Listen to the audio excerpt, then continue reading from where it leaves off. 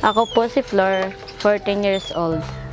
Ang dati po naming CR ay gawa sa kawayan at sako. Yung sako po is yung pinakapader and naghuhukay po kami bago gamitin at pagkatapos gamit. Dati po nung wala kaming CR, naghuhukay kami ng 2 metro, tapos tinatakpan namin ng kawayan. Nilalagay namin yung bowl sa gitna, tapos tinatakpan ng lupa yung kawayan. Dito po sa amin, nagkaroon po ng diarrhea, flu, at dengue before pandemic.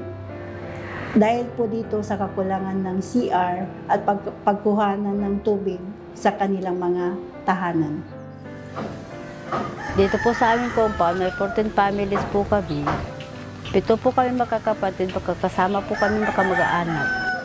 Dito, karamihan maraming anak. Kaya isa lang yung CR nila kasi hindi sila makapag-provide kasi walang pera.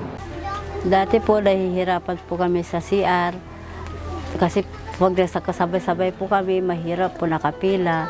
Tapos pag napupuno na po, umaamoy, maghuhukay ulit. Dati po, yung sa school po namin is may pader at may pinto po. So, mas comfortable po and safe po and like po sa CR po namin sa bahay.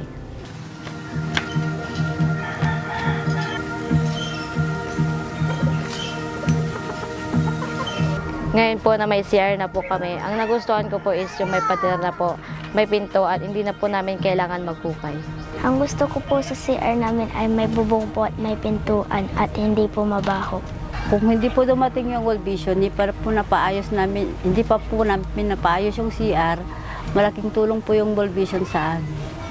Sa mga tahanan, kailangan po ang sarili pong CR para po may proper hygiene.